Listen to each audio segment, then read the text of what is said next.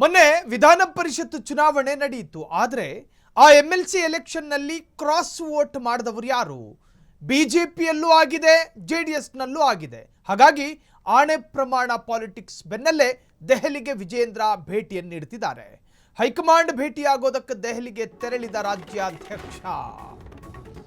ರಾಜ್ಯ ಕಾರಣದಲ್ಲಿ ಮತ್ತೆ ಧರ್ಮಸ್ಥಳ ಪ್ರಸ್ತಾಪ. ಅಡ್ಡ ಮತದಾನದ ಕಿಚ್ಚಿಗೆ ಮಂಜುನಾಥನೇ ಸಾಕ್ಷಿ. ಕಮಲ ಪಾಳೆಯದಲ್ಲಿ ಆಣೆ ಪ್ರಮಾಣಕ್ಕೆ ಮುಹೂರ್ತ. ಮಂಜುನಾಥನ ಸನ್ನಿಧಿಯಲ್ಲೇ ಶಾಸಕಾಂಗ ಸಭೆ. ಇದೇ ವಾರದಲ್ಲಿ ಧರ್ಮಸ್ಥಳದಲ್ಲೊಂದು ಬಿಜೆಪಿಯ ಮೀಟಿಂಗ್ ನಡೆಯುತ್ತೆ.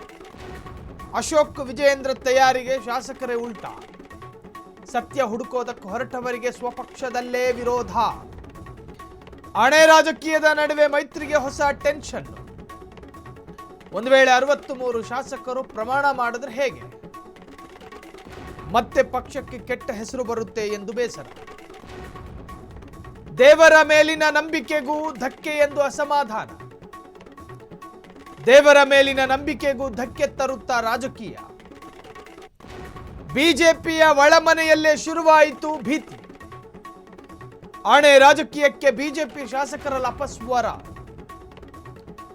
ಸಾಕ್ಷಾಲ್ ಮಂಜುನಾಥನೂ ಕೂಡ ಇದನ್ನು ನೋಡಿ ರಾಜಕಾರಣ ಅಂದ್ರೆ ಯಾವ ಮಟ್ಟಕ್ಕೆ ಬೇಕಾದರೂ ಇಳಿಯುತ್ತೆ. ಸ್ವಪಕ್ಷಕ್ಕೆ ಅನ್ಯಾಯ ಮಾಡಿದ್ದಾರೆ. ಪಕ್ಷದ್ರೋಹದ ಕೃತ್ಯ. ಶಿಸ್ತು ಉಲ್ಲಂಘನೆ ಆಗಿದೆ. ಇದನ್ನು ಕಂಡುಹಿಡಿಯೋದಕ್ಕೆ ಸಾಧ್ಯ ಇಲ್ಲ. ಭೌತಿಕ ಮಾರ್ಗಗಳು ಇವರಲ್ಲಿಲ್ಲ. ಇವರಲ್ಲಿರೋದೇನು ಆಧ್ಯಾತ್ಮಿಕ ಮಾರ್ಗ. ರಾಜಕಾರಣ ಎಲ್ಲಿ, ಆಧ್ಯಾತ್ಮಿಕತೆಯಲ್ಲಿ, ಎಲ್ಲಿಯ ಬಿಜೆಪಿಯ MLAಗಳು, ಎಲ್ಲಿಯ ಧರ್ಮಸ್ಥಳದ ಮಂಜುನಾಥ?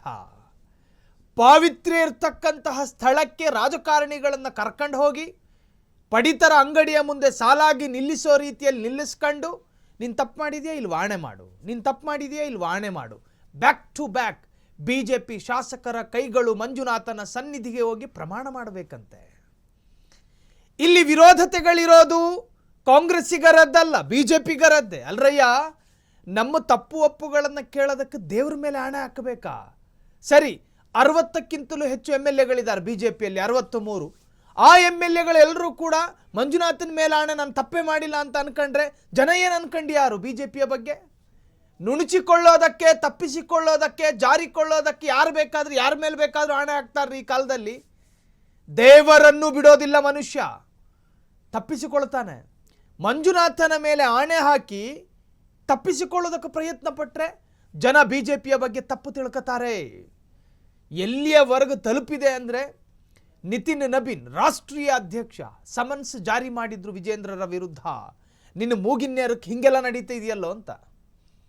ನಿಮ್ಮ ವ್ಯಾಪ್ತಿಯಲ್ಲಿ ಈ ತರಹದ್ದೊಂದು ಪ್ರಮಾದಗಳಾಗ್ತಾ ಇದೆಯಲ್ಲ, ನಿಮ್ಮ MLAಗಳು ನಿಮ್ಮ ಕಂಟ್ರೋಲಲ್ಲಿಲ್ಲ.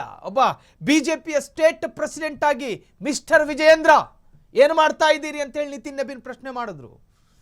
ಕಾಂಗ್ರೆಸ್ಸಿಗರು ಬಿಡದಿಯ ರೆಸಾರ್ಟ್ನಲ್ಲಿ ತಮ್ಮ ಶಾಸಕರನ್ನ ಕಂಟ್ರೋಲಿಗೆ ತಗೊಂಡ್ರು. ಕುಮಾರಸ್ವಾಮಿ ದೇವನಹಳ್ಳಿಯಲ್ಲಿ ರೆಸಾರ್ಟ್ನಲ್ಲಿಯೂ ಕೂಡ ಕಂಟ್ರೋಲ್ ತಗೊಳ್ಳೋದಕ್ಕೆ ಪ್ರಯತ್ನ ಪಟ್ಟರು, ಸಾಧ್ಯ ಆಗಲಿಲ್ಲ. ಬಿಜೆಪಿಗರ ಕಂಟ್ರೋಲಲ್ಲಿಲ್ಲ. ಇದು ಯಾವ ತರಹದ ಸಂದೇಶ ಅಂಥೇಳಿ ರಾಷ್ಟ್ರೀಯ ಅಧ್ಯಕ್ಷರು ಕೂಡ ರಾಜ್ಯ ಮಟ್ಟದ ಅಧ್ಯಕ್ಷರನ್ನು ತರಾಟೆಗೆ ತೆಗೆದುಕೊಳ್ಳುವಂಥ ಪ್ರಯತ್ನಗಳಾಯಿತು. ಒಟ್ಟಾರೆ ಧರ್ಮಸ್ಥಳಕ್ಕೆ ಆಣೆ ಪ್ರಮಾಣದ ವಿಚಾರವಾಗಿ ಬಿಜೆಪಿಗರೇ ವಿರೋಧತೆಯನ್ನು ವ್ಯಕ್ತಪಡಿಸ್ತಾ ಇದ್ದಾರೆ. ಈ ದಾರಿ ಸರಿಯಲ್ಲ, ಮಂಜುನಾಥನ ಮೇಲೆ ಆಣೆ ಹಾಕೋದು ಅಷ್ಟು ಸರಿಯಲ್ಲ ಅಂಥೇಳಿ ಬಿಜೆಪಿಗರೇ ಆಕ್ಷೇಪವನ್ನು ವ್ಯಕ್ತಪಡಿಸಿದ್ದಾರೆ.